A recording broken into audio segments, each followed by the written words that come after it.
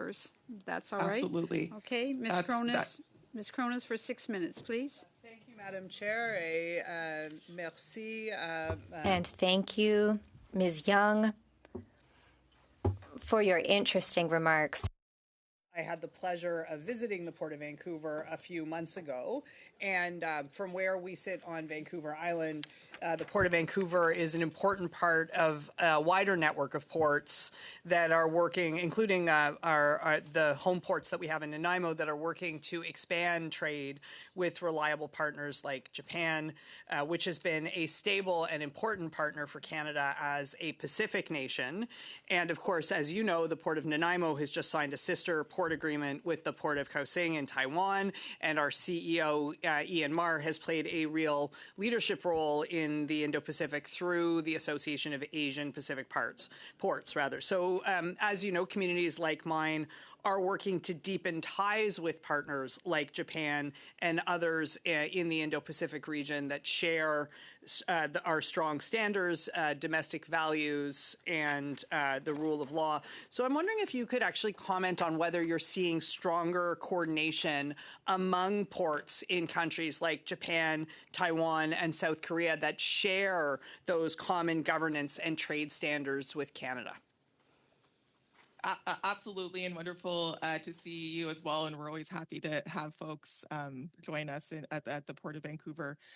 Absolutely, we're seeing both increased collaboration across ports in Canada. We all know we have a role to play, and we've seen an uptake for sure in what is best practices for ports internationally, with also trading of information across both Canadian ports and ports, including in the Indo-Pacific. A lot of that happens during things like trade and investment missions.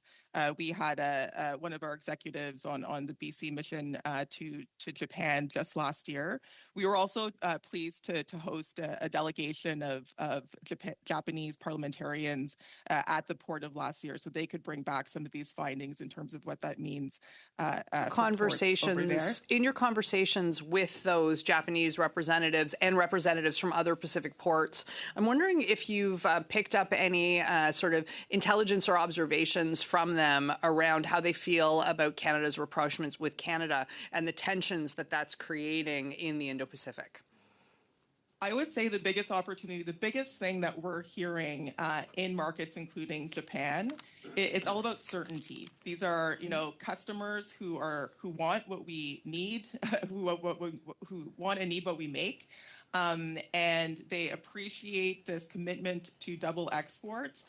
It still requires it to move reliably. So they're looking at things like labor stability, making sure that they can have all the trade enabling infrastructure that's needed. But if it's not being moved reliably, and we've seen over the years some significant disruptions that have really tarnished our reputation as being open for business. Those are the types of things, these sort of domestic issues that have an impact on certainty for customers. That's great. The biggest topic. That's great to know. I'm wondering if, in that vein, you could talk about the potential and the opportunities that we have with short sea shipping to be able to address some of those issues.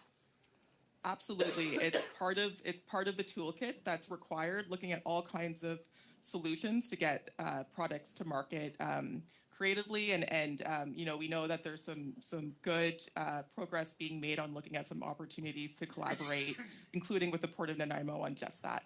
And that's great. I know that our folks are very eager to work on that with you, and that they see tremendous opportunities to be able to enforce Canada's trade resilience and to be able to take advantage of those opportunities. As you know, we've grown some of our Vancouver Island exports with Japan through initiatives that include things like kiln drying lumber and other things.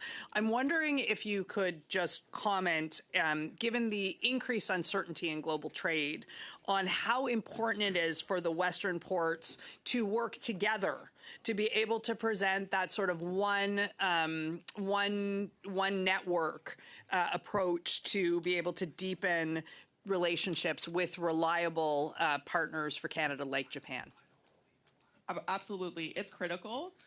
doubling exports is going to require an all hands on deck. There's going to be different opportunities for different ports on the West Coast of Canada, given where they are with existing investments and as they look into the future.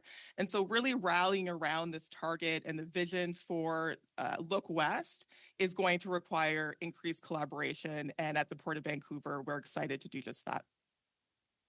In the short time I have left, I just want to turn to sort of the LNG side of things. And I'm wondering if you can comment on the increase in our LNG exports and whether or not we are missing some opportunities in that space compared to competitors like the United States.